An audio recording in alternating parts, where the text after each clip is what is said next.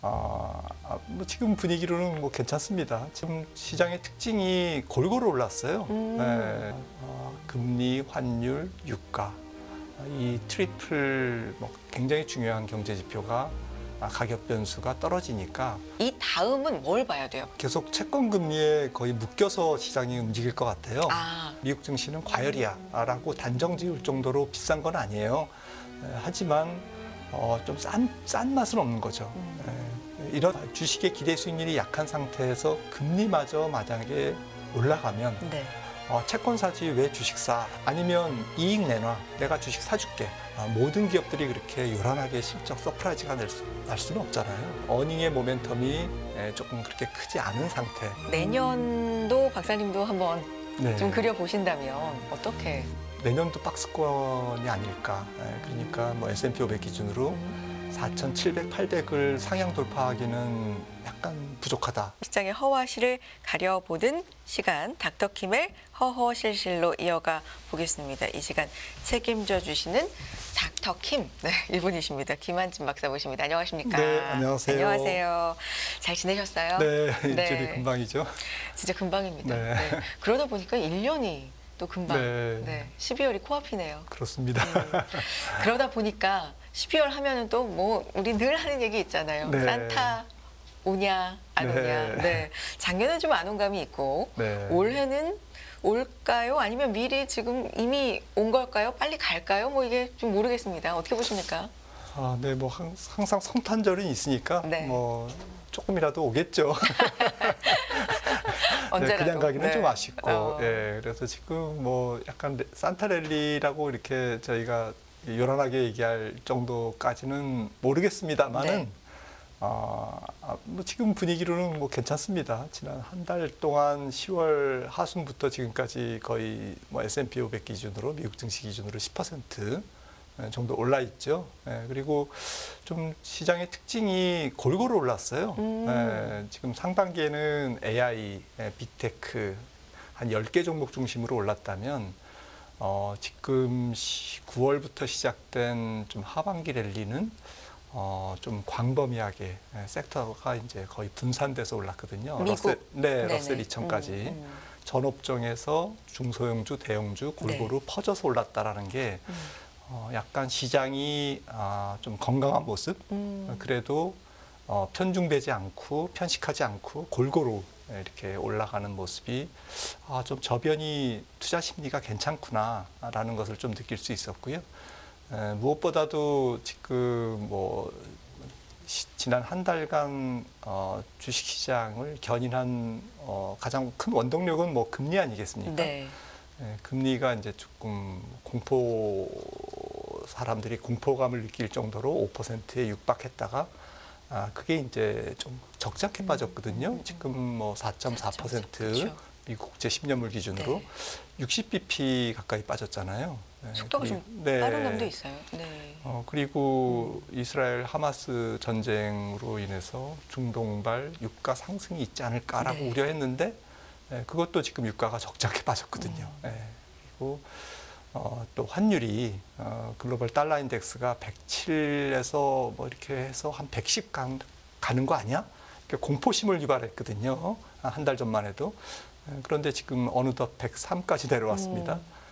그러다 보니까 금리, 환율, 유가 이 트리플 뭐 굉장히 중요한 경제 지표가 가격 변수가 떨어지니까 이거는 사실 글로벌 금융시장에 조금 경색 정도, 공포심을 유발하는 조금 안 좋은 쪽에서 좋은 쪽으로 최근 한 달간 좀 시장의 분위기가 변하고 있구나라는 것을 우리가 눈으로 확인할 수 있는 가장 대표적인 현상이죠. 결국에 실적도 중요하고 시장에서는 뭐 채권 금리에도 굉장히 주목을 하고 있었는데 실적이 대체로 잘 나왔지만 진짜 어마어마하게 소름 끼치게 좋다 이런 것보다는 말씀하신 것처럼 채권 금리가 빠르게 안정을 찾는 게 시장에는 조금 더 많이 작용을 했다. 네, 이렇게 그렇습니다. 보여집니다. 네. 네. 그러면 그 다음은 뭐가 있을까가 이제 포인트일 텐데 그 다음으로 우리가 봐야 될 건 채권 금리는 이 정도 수준에서 뭐 변동성 없이 좀 안정을 찾아간다고 가정을 한다면 이 다음은 뭘 봐야 돼요, 박사님? 저는 계속 채권 금리에 거의 묶여서 시장이 움직일 것 같아요. 아, 계속. 네, 만약 다시 채권 금리가 반등을 해서 네. 어떤 요인에 의해서든 뭐 지정학적 지정학적 위험은 좀 내려가는 요인인데 어떤 요인에 의해서든 뭐 수급적인 요인이든 뭐 이런 뭐 인플레이션 요인이든 뭐 이렇게 해서 다시 채권 금리가 올라가면 시장이 다시 또 약해질 것 같고요. 그 이유가 지금 뭐 미국 시장이 굉장히 과열까지는 아니더라도 PR이 낮은 건 아니거든요. 네. 지금 뭐 주로 빅테크 기업들이 많이 몰려 있는 커뮤니케이션 서비스라든지 IT 쪽의 PR이 그래도 한 27배에서 28배 정도에 지금 분포돼 있고 S&P 500 전체 PR이 18.5배, 19배 정도니까 사실 뭐 아주 너무 비싸서 미국 증시는 과열이야라고 단정 지을 정도로 비싼 건 아니에요. 하지만 좀 싼 맛은 없는 거죠. 이런 상태는 이론적으로 뭘 얘기하냐면 주식의 기대 수익률이 굉장히 약하다. 주식의 기대 수익률이 약한 상태에서 금리마저 만약에 올라가면 네. 채권 사지 왜 주식 사라는 심리가 더 확산되는 거죠. 아니면 이익 내놔. 기업 실적이 더 굉장히 좋게 나오면 내가 주식 사줄게. 그거는 이제 EPS가 증가함으로써 PR을 자동적으로 떨어뜨리기 때문에 주가가 그걸 어드저스트 하려고 하는 그런 힘이 있잖아요. 네. 주가가 올라갈 수 있는 힘이 이제 EPS의 상승에서 나올 수 있다라는 건데 그런데 EPS의 상승이라는 것은 뭐 굉장히 지금 미국 기업들이 선방을 하고 있지만 모든 기업들이 그렇게 요란하게 실적 서프라이즈가 날 수는 없잖아요. 그리고 이제 또 시즌이 좀 지났고 4분기를 이제 또 네. 관찰해야 되는 그런 상황이고 내년 초에 그런 상황에서 당분간은 어닝의 모멘텀이 조금 그렇게 크지 않은 상태에서 이제 시장을 좀 좌지우지할 수 있는 좌지우지할 그런 가장 중요한 변수는 금리라고 생각을 합니다. 네. 그래서 뭐 통화 정책과 관련해서 금리의 움직임 그리고 좀 전체적인 금융 컨디션의 문제 네. 이런 거에 따라서 뭐 주가가 좀 오르락 내리락 할 것 같습니다. 그 금리, 이제 중요한 그 금리에 대해서 얘기를 해보면 이제 내년을 앞두고 있기 때문에 언제 금리를 내릴까는 시장을 주목을 하지만 사실 연준은 하락, 인하에 대한 얘기는 전혀 안 하거든요. 네. 시장이 또 앞서가는 건데 사실 네. 시장은 좀 앞서가죠. 앞서가지만 연준의 신중함에 비해서 시장은 또 지나치게 과감한 거 아닌가라는 맞습니다. 생각도 드는 시점이긴 해요. 어떻습니까? 네, 정확하게 지적을 해주셨는데요. 지금 뭐 CME 패드워치 선물 시장에서는 네. 뭐 3월달 금리 인하를 조금씩 반영하고 있고요. 한 30% 정도에 불과하지만 그리고 5, 6월 달에는 뭐 한 5, 60%의 확률로 지금 베팅을 하고 있습니다. 네. 뭐 수시로 바뀌는 거지만 현재 스코어가 이제 그렇다는 거고요. 그러니까 말씀 주셨듯이 시장은 내년 상반기에는 인하를 할 것 같은데 그리고 한 100bp 연말까지 혹은 뭐 후년 초까지 한 100bp, 25bp씩 4번 인하할 것 같은데라고 지금 시장은 기대하고 있는 거죠.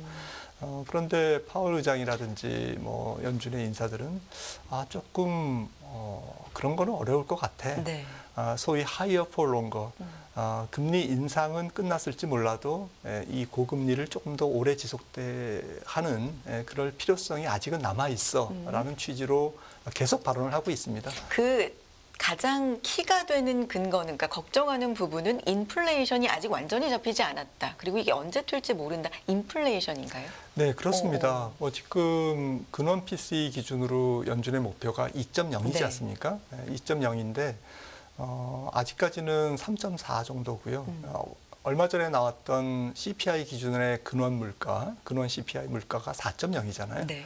근원 CPI 기준으로는 연준의 목표인 2.0보다 아직도 2배 높습니다. 단순히 이제 뭐 퍼센트를 2배라고 얘기하기는 좀 그렇지만 아무튼 내려오곤 있지만. 네, 내려오고는 있지만 아직 목표까지 가기에는 조금 길이 멀다라는 거고요. 지난 9월에 FOMC 끝나고 발표하는 SEP 경제 전망에서 연준 위원 19분들이 찍었던 물가에 대한 전망도 2% 도달할 수 있는 2%에 도달할 것 같다라고 이제 보는 그러한 시점이 내년이 아니에요. 후년이에요. 아직까지는. 그러니까 연준 위원들은 아직까지는 목표에 도달하는데 시간이 걸릴 거라고 이제 보고 있는 거고요. 물론 액면 그대로 2%가 돼야 그날 땅 뭐 금리를 내린다라는 건 아니죠. 네. 하지만 가시권 목표에 가까운 가시권에 아직까지는 도달 못했다라고 하는 거고 이거를 지금 연준 입장에서는 아마 연준의 역할은 끝났다라고 보는 것 같아요. 이제 연준이 할 일은 다 끝났고 관찰할 일이 필요한데 이 관찰 기간이 어느 정도 길어질지 연준의 생각보다 짧을지 이거에 대해서는 자신할 수 없다. 연준의 손을 떠났다라는 얘기는 결국 연준은 지난 1년 반 동안 525bp의 금리를 올렸지 않습니까?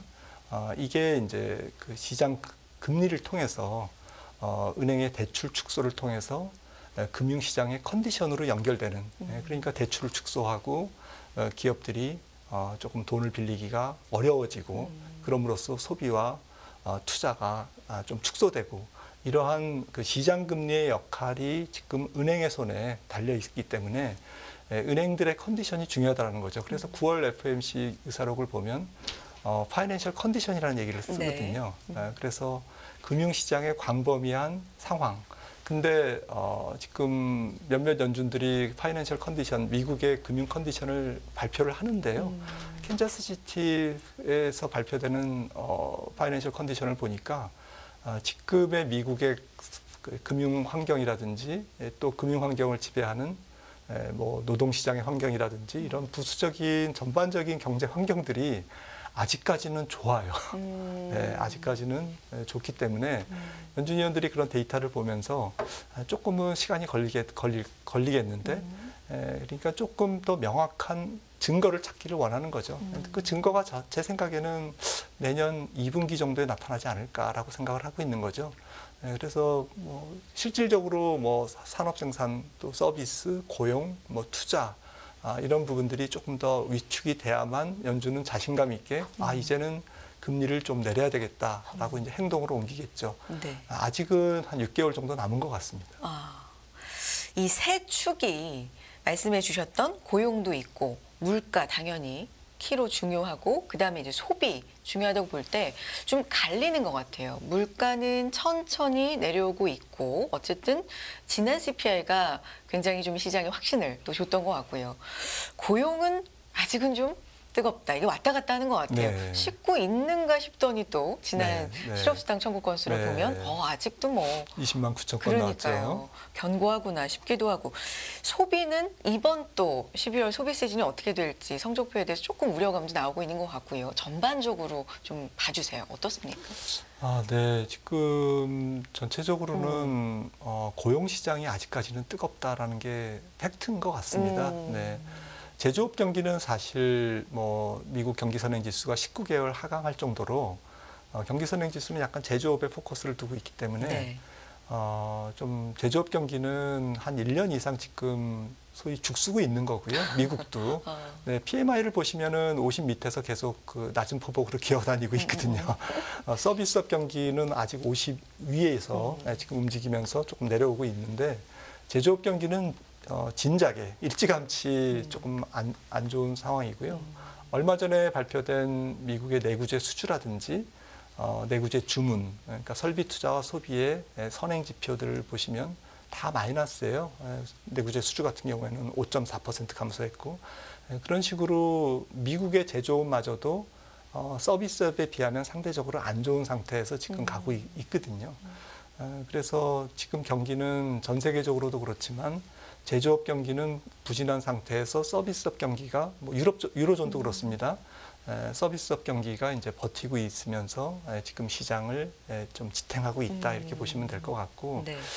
그런 상태에서 이 제조업 경기를 지탱하는 그래도 조금 백업하는 그런 고용 시장이 아직까지는 미국의 경우에는 유로존은 안 그렇습니다. 유로존은 실업자 한 명당 일자리가 0.5개 정도밖에 안 돼서 굉장히 실업률이 높거든요. 그리고 일자리가 뭐 굉장히 널널하고 그러다 보니까 임금 상승률도 많이 내려왔고 어제 22 뭐 통화정책 보고서가 발표됐습니다마는 그럼에도 불구하고 유로존마저도 제조업 경기가 그렇게 안 좋은데도 불구하고 조금 더 이렇게 금리 인하에 대해서는 조금 우리가 관찰을 할 필요가 있다라는 보수적으로 한 발 뺐잖아요. 하물며 미국은 어떻겠습니까? 미국은 유로존보다 고용시장이 뭐 단순히 실업자 한 명당 빈 일자리 수로 따지면 3배가 더 많잖아요. 1.5개니까요. 거기다가 뭐 실업수당 청구권 수도 나왔지만 거의 불황이라고 보기는 어려운 네. 3.8%의 실업률에 짱짱한 고용시장을 보이고 있고 그리고 예금과 뭐 지금 MMF 시장에 아직도 22조 달러가 지금 돌아다니고 있잖아요. 이게 어디로 튈지 모르고 기대 인플레이션을 아직도 군부를 떼고 있거든요. 그러니까 연준 입장에서는 너무 시장에 조금 기대가 과하다라고 볼 수밖에 없는 거죠.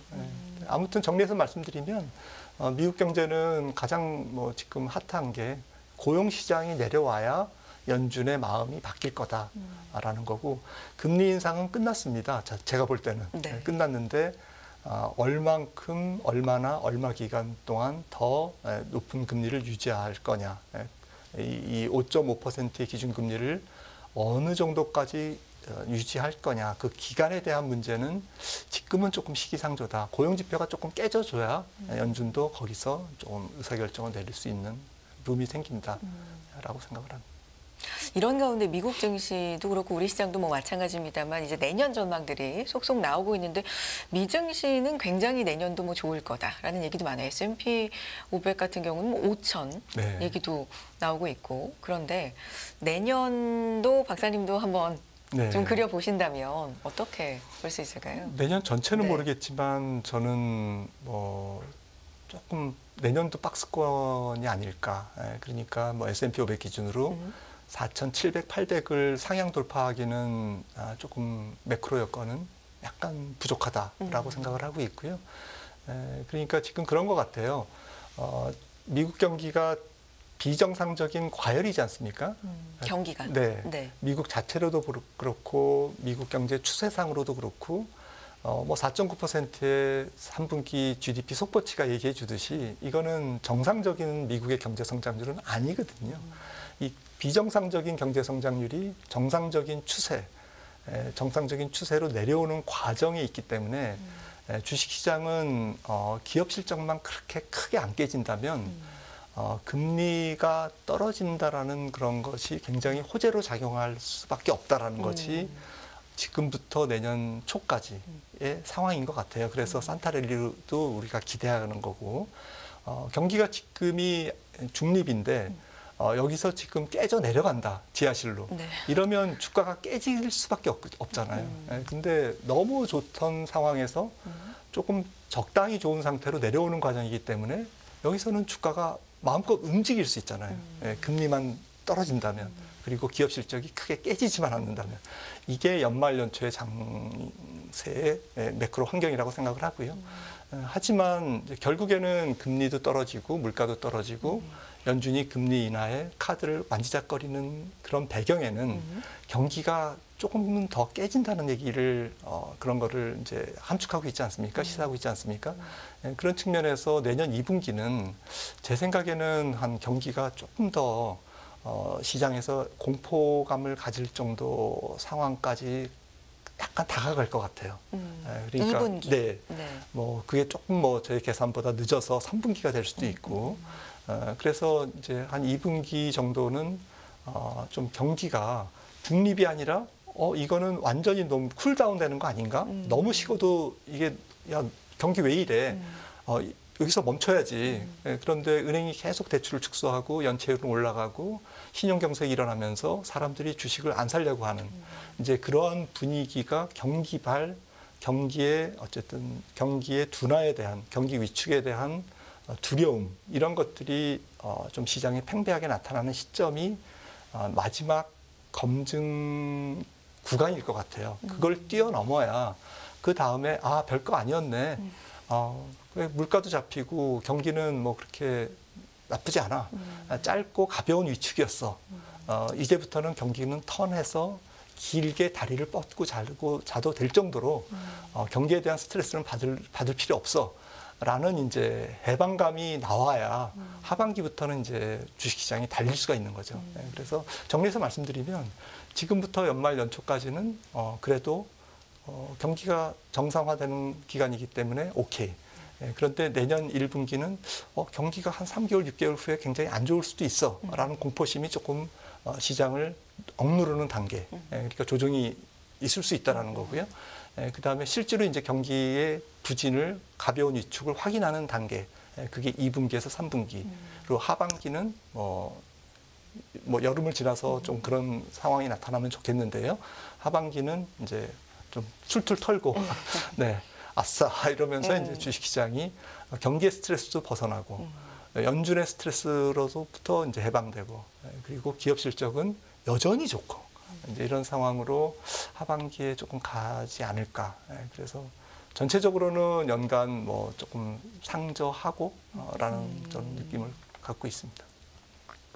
상저하고 그런데 1년 중에 중순, 네. 중반, 그리고 2분기, 3분기 정도의 좀 확인이 필요한 어떤 고비가 올 수도 있다. 네, 고비. 그러면 이제 네. 툴툴 네.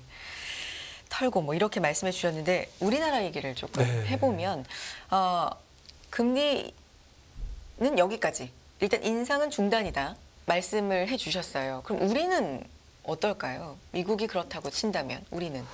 우리는 지금 경기가 미국보다는 훨씬 안 좋고 네. 또 내년도도 조금 올해보다는 회복되는 걸로 전망을 하고 있습니다만 네.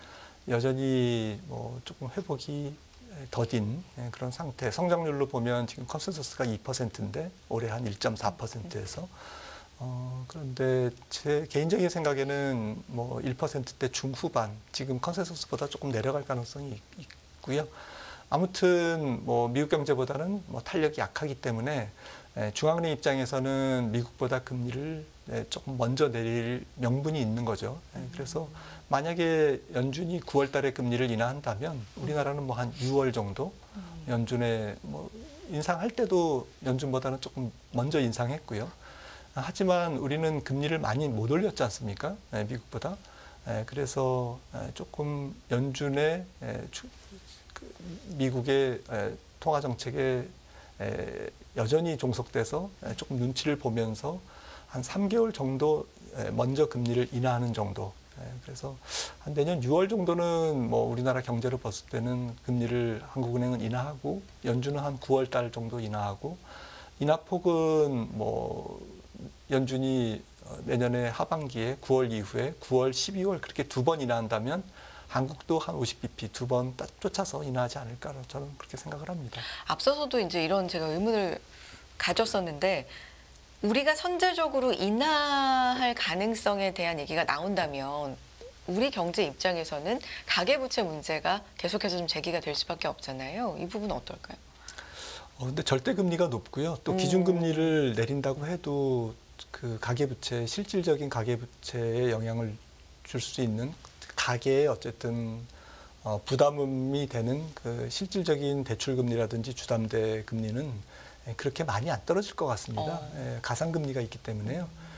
그래도 뭐 기준금리가 떨어지면 조금 숨통은 조금 트이는 정도. 하지만 지금 자영업자 부채가 지금 만기가 계속 도래하고 있고 또 영세기업, 중소기업들 부채 비율이 굉장히 높은 상태고 상장기업마저도 지금 버는 돈으로 이자를 못 내는 기업들이 한 15%에서 20% 정도로 추정이 되고 있고요. 또 그 밖에 외관법인 같은 경우는 훨씬 더 지금 금리에 시달리고 있거든요. 네. 그런 상태에서 고작 25bp, 50bp 인하가 조금은 뭐 플러스가 되겠지만 전체적으로 경기가 내년도에도 그렇게 시원스럽게 회복되지 않는 상태에서의 금리 인하로 인한 우리나라 전체의 가계 부담이라든지 이자에 대한 부담, 경제 주체들의 이자에 대한 부담은 그렇게 크게 떨어지지는 않을 것 같습니다. 벌이가 시원치 않기 때문에 그런 것이죠. 기업은 기업대로 캐시플로우가 약하고 가계 또 자영업자들은 또 물가가 많이 높아져 있는 상태이기 때문에 특히 실질 소득, 실질 수입은 지금 마이너스거든요. 사실 물가 상승률이 떨어진다고 하지만 물가가 굉장히 점프업한 상태에서 상승률이 둔화되는 거기 때문에 내년도도 가계 수입은 실질 수입이나 실질 소득은 그렇게 증가할 수가 없습니다. 우리나라 고용 컨디션이 좋지 않기 때문에. 네. 그런 측면에서 굉장히 팍팍하게 돌아갈 것 같습니다. 안타깝지만. 경기 측면에서 볼 때 선제적으로 내릴 이유가 조금 더 강하게 네, 작용할 그런 것 건 같다. 분명하죠. 아, 네. 네. 조금이라도 내려줘야죠. 네. 근데 한편에서는 지금 내리는 게 상황이 말이 되냐라는 의견도 있을 수 있기 때문에 이렇게 부채 때문에 좀 불안한 상황에서 네 그래서 네. 여쭤본 거예요. 네, 네. 하지만 경기적인 측면에서는 선제적으로 내릴 이유가 조금 더 네, 네, 있어 보인다. 좋습니다. 산타랠리 얘기를 좀 시작을 해봤는데 박사님 다음에 뵐 때까지 우리는 그럼 뭐에 주목해서 시장에 좀 대응을 해볼까요? 네, 저는 매크로 지표보다는 미국의 빅테크들의 동향, 실적, 그리고 분위기, 그것과 관련된 뉴스들, 거기에 좀 더 집중하시는 연말 연초가 되시면 좋지 않을까. 투자하는데 오히려 더 편안함을 느끼지 않을까라고 생각을 하고 있고요. 미우나 고우나 미국 장이 올라가야 우리나라 장이 올라가는 그러한 좀 안타까운 구조지만 미국 장의 지금 중심은 S&P 500 기업의 이익의 거의 20% 정도가 7개 종목이 내고 있고 시가총액 30%를 차지하고 있기 때문에 이들 기업들이 올라줘야만 뭐 앞서도 S&P 500 이번에 최근 한 달 동안은 조금 좀 다양하게 올라와서 다행이다라고 말씀을 드렸지만 그래도 주도는 빅테크거든요. 그래서 빅테크의 동향 혹은 미국의 좀 엔비디아를 비롯한 좀 성장형 또 혁신형 기업들의 실적 이런 쪽에 좀 초점을 둬서 그런 쪽에서 계속 좋은 뉴스가 나오고 또 시장이 거기에 좋은 뉴스에 반응을 잘 한다. 탄력적으로. 그러면 우리나라 시장도 연말 연초 괜찮을 것 같습니다. 거기에 또 매크로 지표보다는 그런 마이크로한 미시적인 지표에 조금 더 집중하시는 게 좋을 것 같습니다. 엔비디아 실적도 우리가 확인을 했습니다만 네. 뭐 지난주는 엔비디아도 그렇고 또 어디로 쿠데타라고 표현된 네, 오픈 AI, 뭐 네, MSI 네, 관계에도 네, 굉장히 네. 좀 관심이 많았던 네. 것 같은데 결국에는 이들에 주목할 수밖에 없다라는 네, 말씀이시네요. 네, 이게 맞습니다. 올라가면 시장은 네, 견조할까요? 네, 글로벌 시장이 전체적으로 거기에 조금 너무 예속돼 있다고 그럴까? 네, 그런 상황인 것 같습니다. 알겠습니다. 여기까지 듣도록 하겠습니다. 김한준 박사 함께했습니다. 고맙습니다.